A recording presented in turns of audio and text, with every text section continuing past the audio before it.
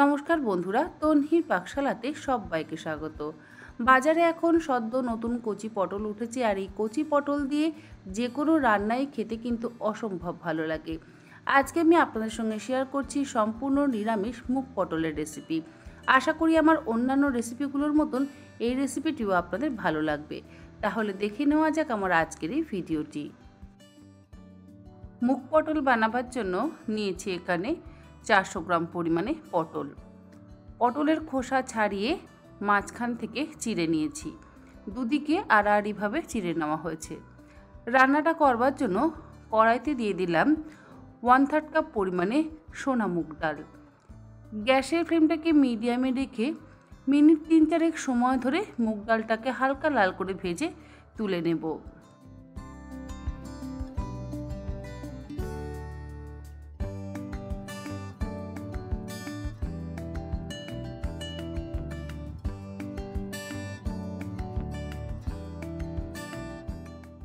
ডাল ভাজা হয়ে যাওয়ার পর বাটির মধ্যে রেখে এই গরম ডালটার মধ্যে 1 কাপ পরিমাণে জল দিয়ে ডালটাকে কিছুক্ষণ ভিজিয়ে রাখবো।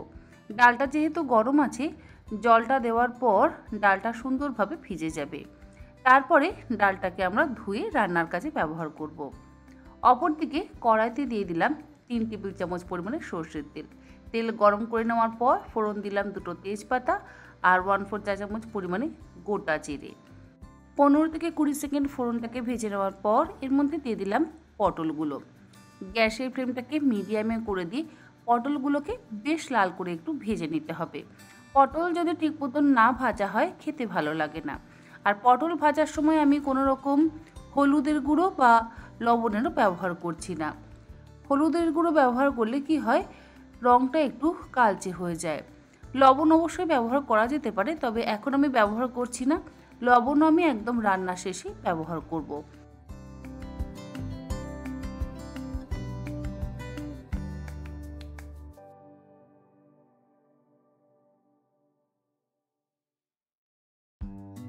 পটলগুলো বেশ একটু লাল করে ভাজা হয়ে গেছে, তুলে একটা আলাদা পাত্রের মধ্যে রেখে দিচ্ছি।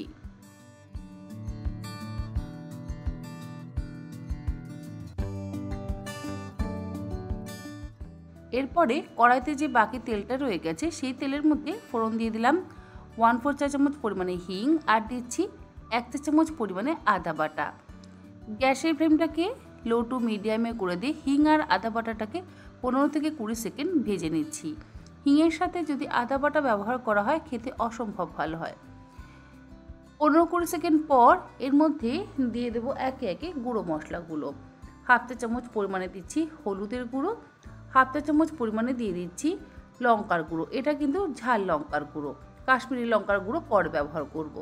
2 চা চামচ দিচ্ছি জিরে গুঁড়ো, তার সাথে দিলাম 1/2 চা চামচ পরিমাণে ধনে গুঁড়ো, আর দিচ্ছি 2 চা চামচ পরিমাণে কাশ্মীরি লঙ্কার গুঁড়ো। কাশ্মীরি লঙ্কার গুঁড়ো দিলে রঙটা অসম্ভব ভালো হয়।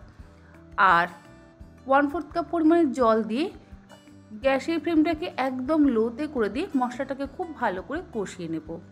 তেলটা যেহেতু গরম ছিল সেই জন্য আমি গ্যাসের ফ্লেমটাকে বন্ধ করে দিয়েছিলাম।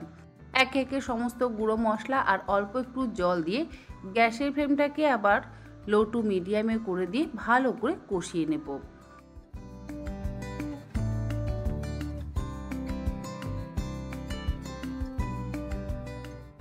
মশলাটা বেশ কিছুক্ষণ সময় ধরে কষানো হয়ে গেছে, মশলা থেকে তেল রিলিজ করে দিয়েছে।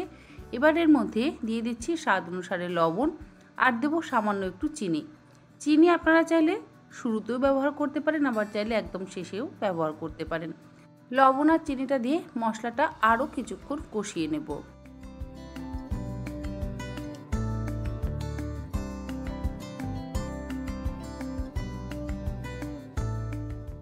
মশলা কষানো হয়ে গেছে, অপরদিকে ডালটাও কিন্তু আমাদের ভালো মতন ভিজে গেছে। এবারে ডালটাকে একটু ঘষে নিয়ে 3 থেকে 4 বার জল বদলে বদলে ধুয়ে নেব। ধুয়ে নেওয়া ডালটা দিয়ে দিচ্ছি কষিয়ে নেওয়া মশলার মধ্যে। তারপরে ডাল আর মশলা একসাথে আরও মিনিট 3-4 সময় ধরে কষিয়ে নিয়ে এর মধ্যে দিয়ে দেব 1 কাপ পরিমাণে গরম জল।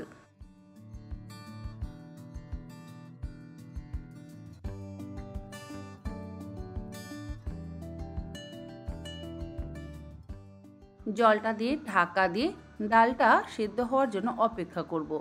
গ্যাসের ফ্লেমটাকে লোতে রেখেছি।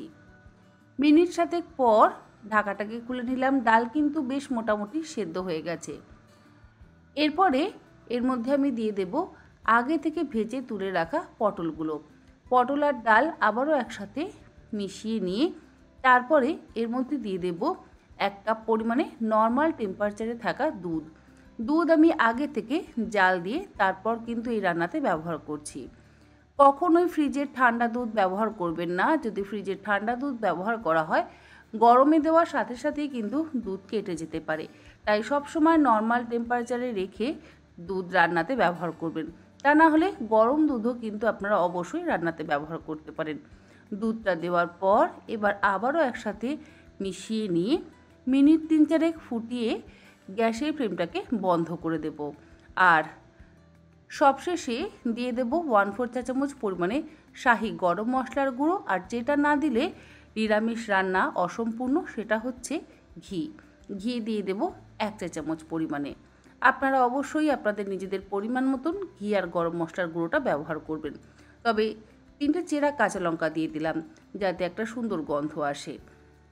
ঘিটা দিয়ে গ্যাসের ফ্লেমটাকে বন্ধ করে দিয়ে ঢাকা দিয়ে 5 মিনিট স্ট্যান্ডিং টাইমে রেখে এটাকে এবার সার্ভ করব। রুটি হোক বা পরোটা, আবার গরম ভাত, সব কিছুর সাথেই এই মুগ পটল খেতে কিন্তু অসম্ভব ভালো লাগে। আশা করি আমার আজকের এই সম্পূর্ণ নিরামিষ মুগ পটলের রেসিপি আপনাদের ভালো লাগলো। ভালো লাগলে এইরকমভাবে একবার অন্তত রেসিপিটা বাড়িতে বানিয়ে দেখবেন। আশা করব আপনাদের সকলেরই ভালো লাগবে। আজ তাহলে এই পর্যন্ত। আবার হাজির হয়ে যাব অন্যদিন অন্য কোনো রেসিপি নিয়ে। ভালো থাকবেন, সুস্থ থাকবেন। ধন্যবাদ।